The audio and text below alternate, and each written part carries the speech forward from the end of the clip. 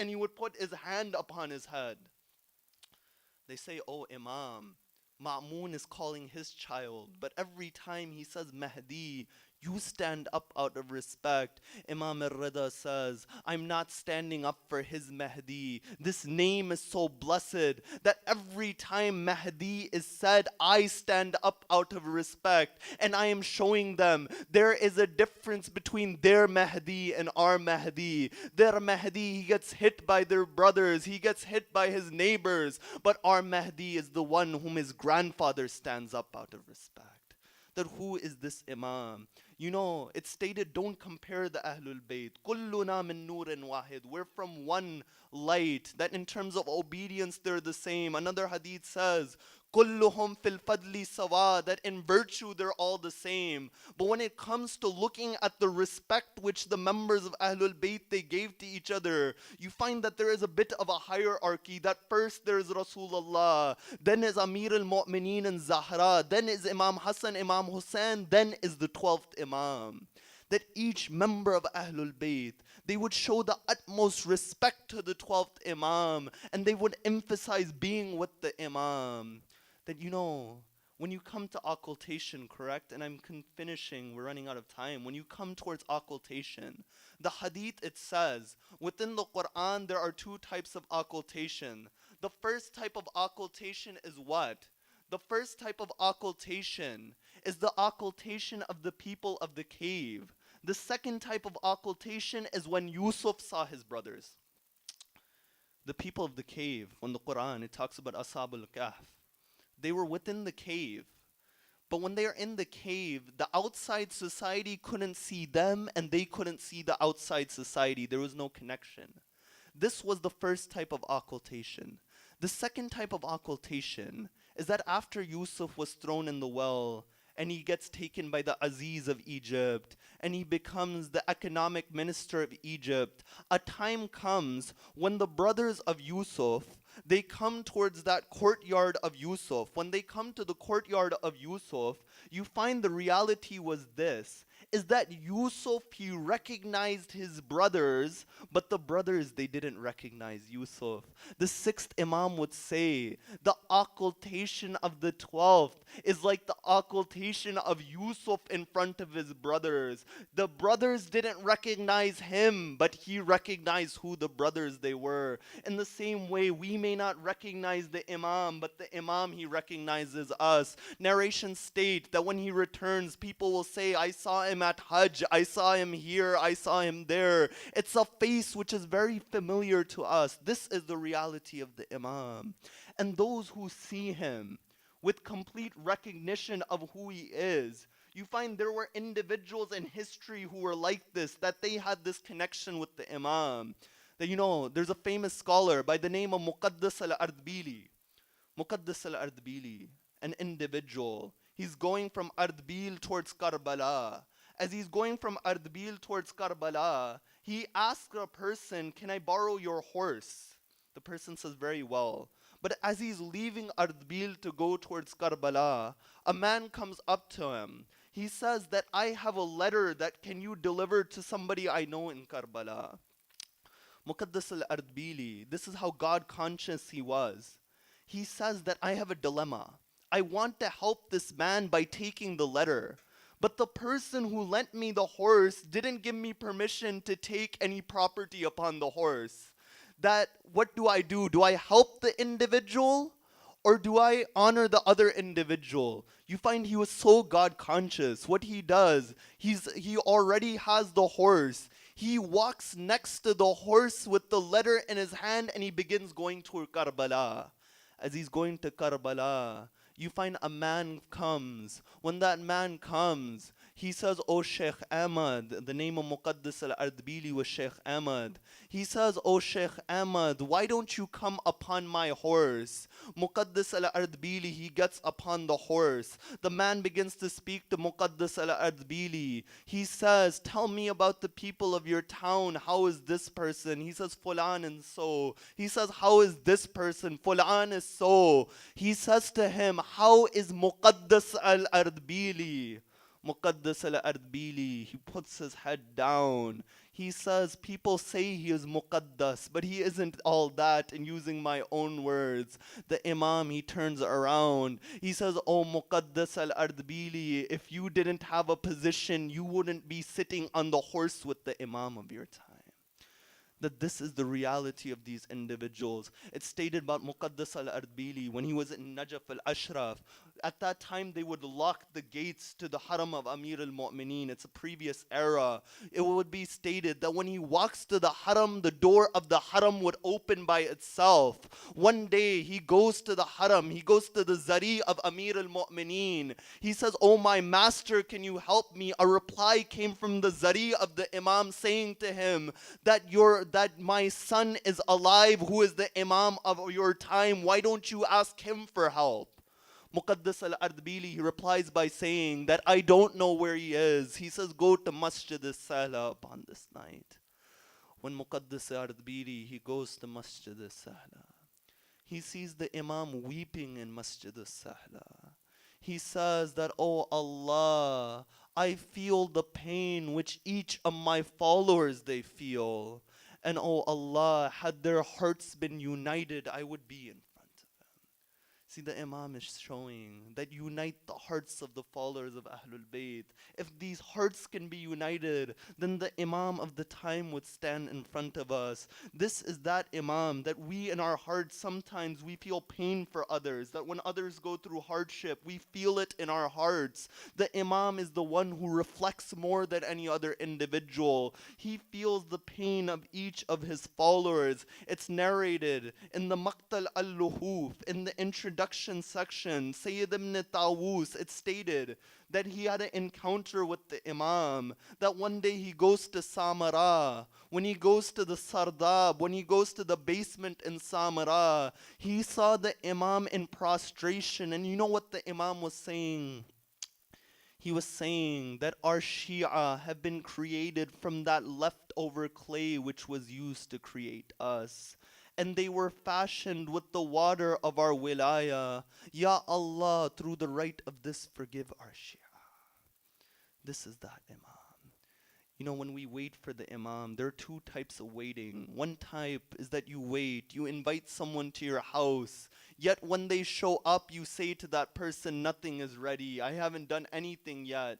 But when you invite a regular person to your home, you clean your home, you prepare the meal, you make sure he is comfortable. This is the reality of waiting. Our waiting is an active waiting where we prepare for this Imam.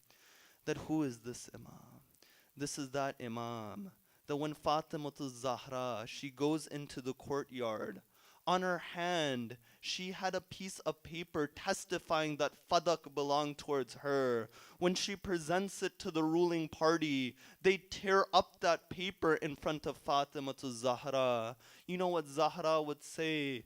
Zahra, she would say that you've taken everything from us at this moment, but in my lineage, my son Mahdi will take my revenge. Amir al-Mu'mineen would say, the Zulfiqar is in my hands right now, but the revenge of our enemies will come when the Zulfiqar is in the hands of my grandson Mahdi. One narration, it's a heartbreaking narration. It's stated that every Thursday night, the Imam, he puts his hand upon the Zulfiqar. When he puts his hand upon the sword, he says, oh Allah, do I have your permission to carry out your amr, to carry out your command? Allah tells him that your followers, they aren't ready yet at this moment. This is that Imam about whom we say in Dua al-Nudba, أين الطالب بدم المقتول بكربلاء? Where is the one who will avenge the blood of the ones who were killed in Karbala? But you know this Imam, how much pain he feels for his grandfather Hussein. It's stated when the Imam, he returns on the day of Ashura, he stands in front of the Kaaba. He begins to introduce himself. The first thing he says, Ala ya ahl al-alam, ana imamul qa'im. He says, O people of the world, know that I am that Imam who will rise. Then he says, Ala ya ahl al-alam ana samsamul muntakim. He says, O people of the world, know that I am the avenger for my grandfather Hussein. Which Hussein? Then he says his third line, he says, Ala ya ahl al-alam inna jaddi al-Hussein qataluhu adshanan. He says, O people of the world, know that my grandfather Hussein was killed thirsty. Then he says, Ala ya ahl al-alam inna jaddi al-Hussein tarahuhu uryanan. He says, O people of the world, know that when they killed my grandfather Hussein, they didn't even leave the clothes upon his body. Then he says, Ala ya ahl al-alam inna jaddi al-Hussein sahaquhu udwanan. That, O people of the world, know that they broke the body of my grandfather Hussein into pieces. The Imam, he says in Ziyaratun Nahiya, salam be upon those cheeks that were covered in blood. Salam be upon those front teeth that were broken with a rod. Salam be upon who? As-salamu alayka ya mughassila bidamil jara. Salam be upon the one whose ghusl was done with the blood from his wounds. Salam be upon the one who was slaughtered publicly in front of the people. Then he says this line, he says, salam be upon those veins which were cut. Salam be upon that beard which was covered in blood. Then he says, salam be upon that neck which wasn't cut from the front. Salam be upon that neck which was cut from the back. That this is the pain of the Imam for his grandfather Hussein. That he says, every morning, every evening, I cry tears of blood for my grandfather. You know, it's stated in certain narrations, I've read these narrations, that the Imam, after being in Makkah, he'll go towards Karbala. The flags of the Imam, they will say, Ya litarat al-Hussein, the blood of Hussein. He'll walk to the zari of his grandfather. When he walks to the zari of his grandfather, he'll go into the grave. He'll take the body of a 6-month child out of the grave.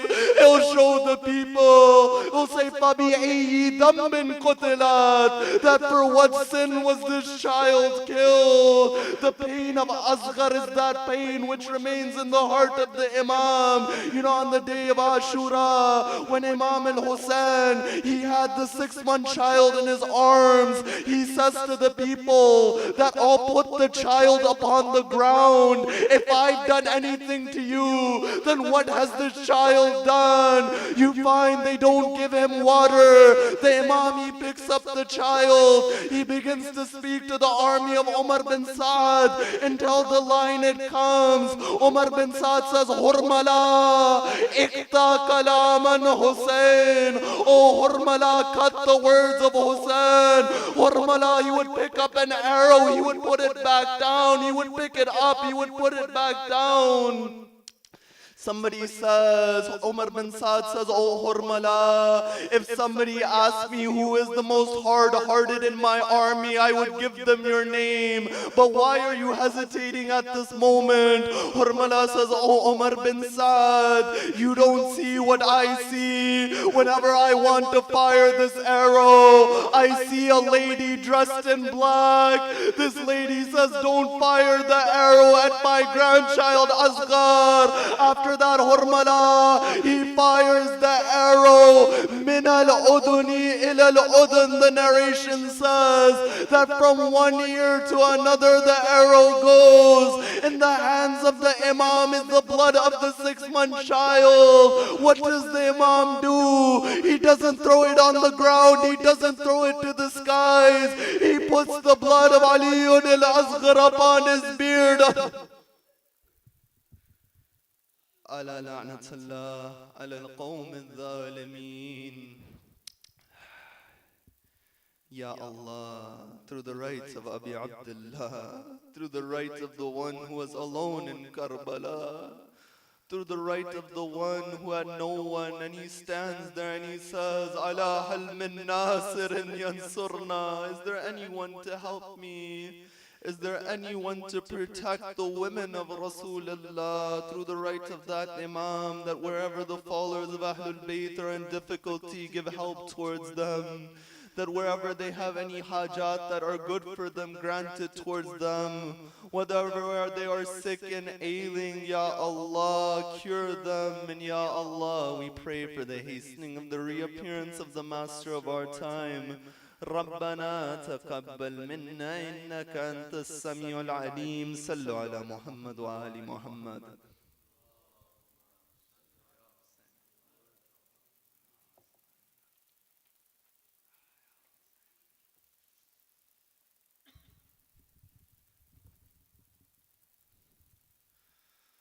اللهم صل على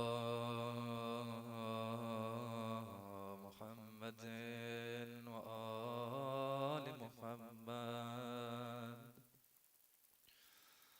اللهم صل على فاطمة وأبيها وبعلها وبنوها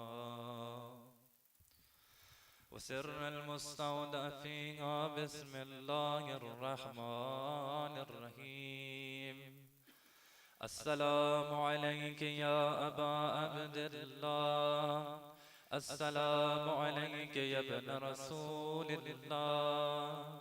السلام عليك يا ابن أمير المؤمنين وابن سيد الوسيين. السلام عليك يا ابن فاطمة سيدة نساء العالمين. السلام عليك يا خيرة الله وابن خيرته. السلام عليك يا ثار الله وابن ثاره والوتر الموتور. السلام عليك وعلى الأرواح التي هلت بفنائك. عليكم مني جميعا سلام الله أبدا ما بقيت وبقي الليل والنهار. يا أبا عبد الله. يا أبا لقد عزمت الرزية وجلت وعزمت المصيبة بك علينا وعلى جميع أهل الإسلام. وجلت وعزمت مصيبتك في السماوات على جميع أهل السماوات. فلعن الله أمة أسست أساس الظلم والجور عليكم أهل البيت. ولعن الله أمة دفعتكم عن مقامكم وأزالتكم عن مراتبكم التي رتبكم الله فيها.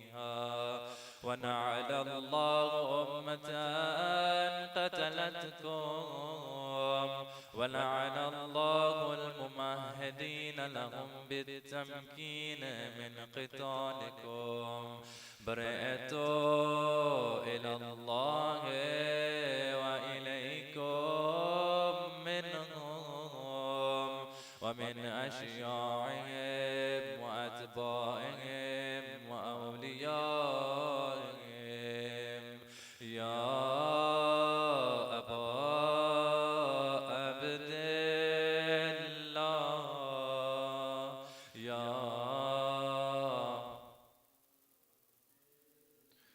إني سلم لمن صالمكم وحرب لمن هاربكم إلى يوم القيامة. ولعن الله آل زياد وآل مروان. ولعن الله بني أمية قاطبا. ولعن الله ابن مرجانا، ولعن الله عمر بن سعد، ولعن الله شمرا، ولعن الله أمة أسرجت وألجمت وتنقبت لقتالك بأبي أنت وأمي، بأبي أنت وأمي. لقد عزم مصابي بك، فأسأل الله الذي أكرم مقامك وأكرمني بك أن يرزقني طلب ثارك مع إمام منصور من أهل بيت محمد صلى الله عليه وآله. اللهم اجعلني عندك وجيها بالحسين في الدنيا والآخرة. يا أبا عبد الله، يا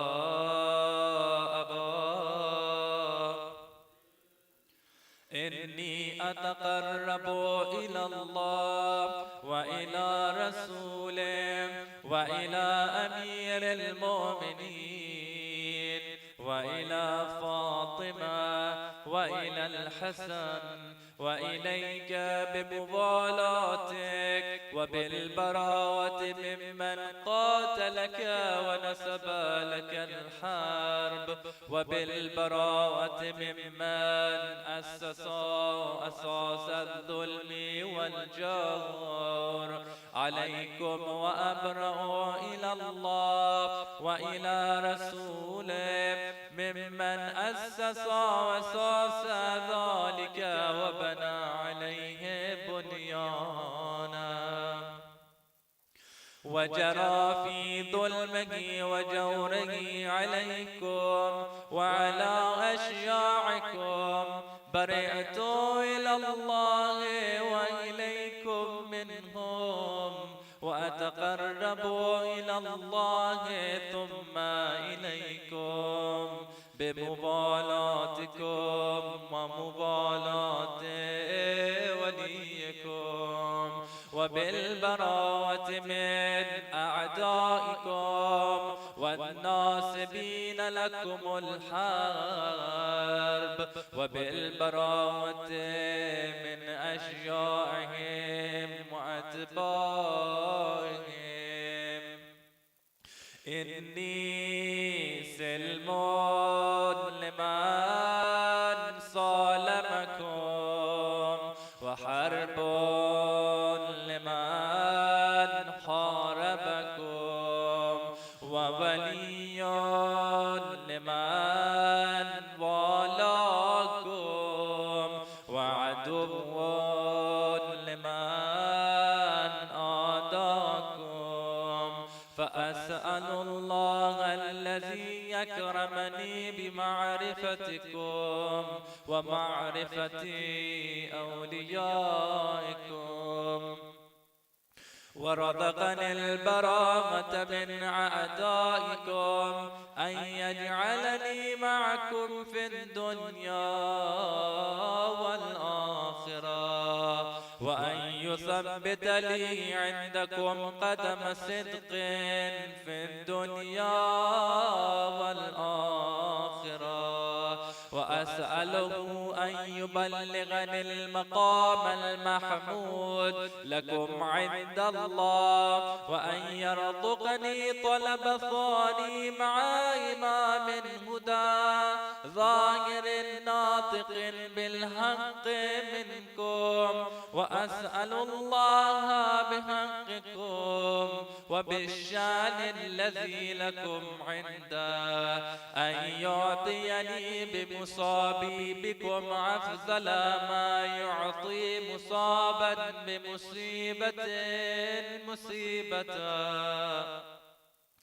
ما أعظمها وأعظم رزيتها في الإسلام وفي جميع السماوات والأرض.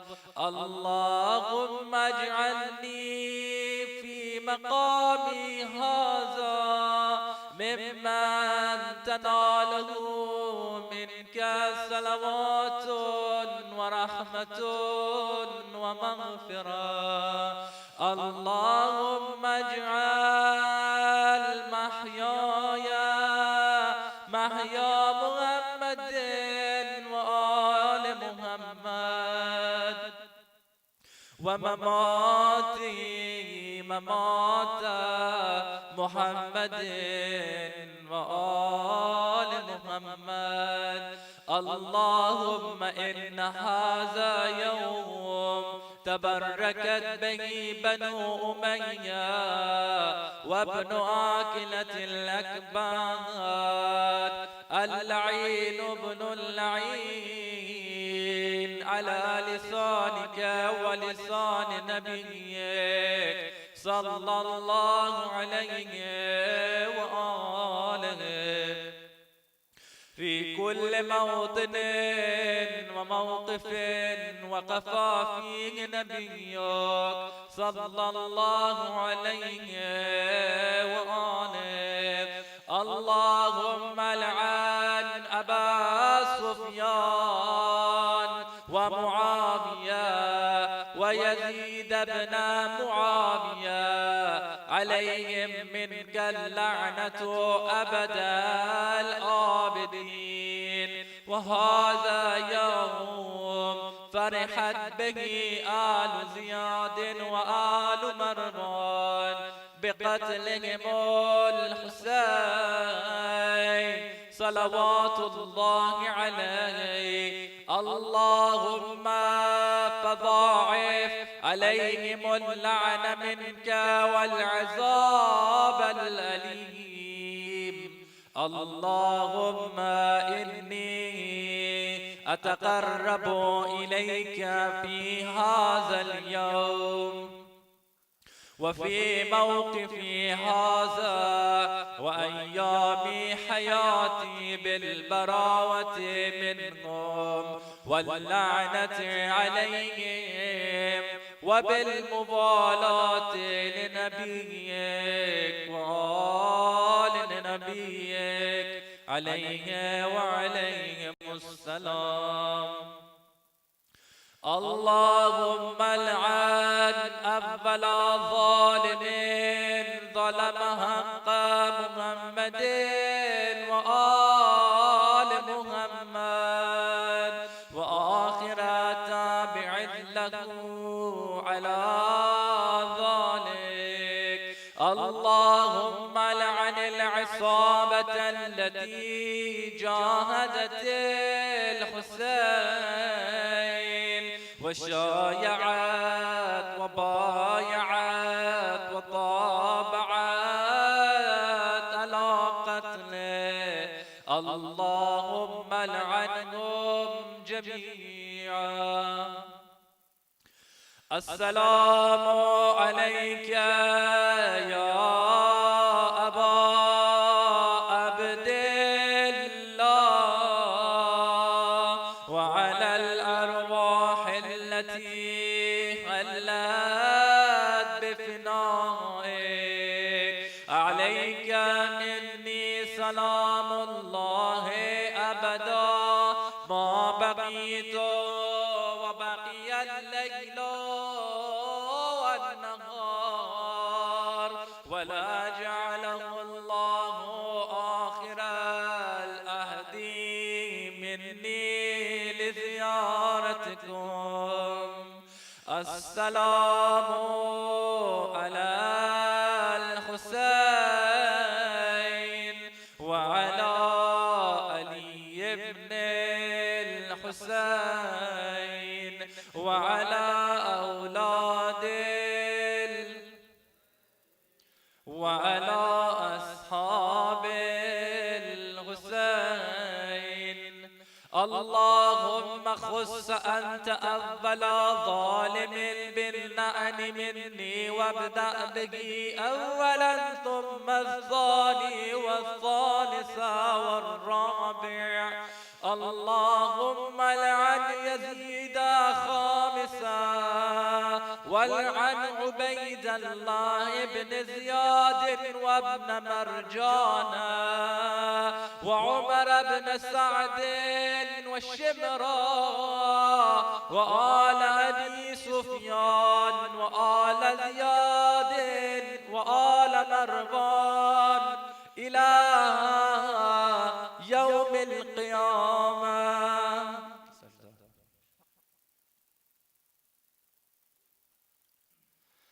اللهم لك الحمد حمد الشاكرين لك على مصابهم، الحمد لله على عظيم رضيتي. اللهم ارزقني شفاعة الحسين يوم الورود، وثبت لي قدم صدق عندك مع الحسين وأصحاب الحسين الذين بذلوا مهجهم دون الحسين عليه السلام.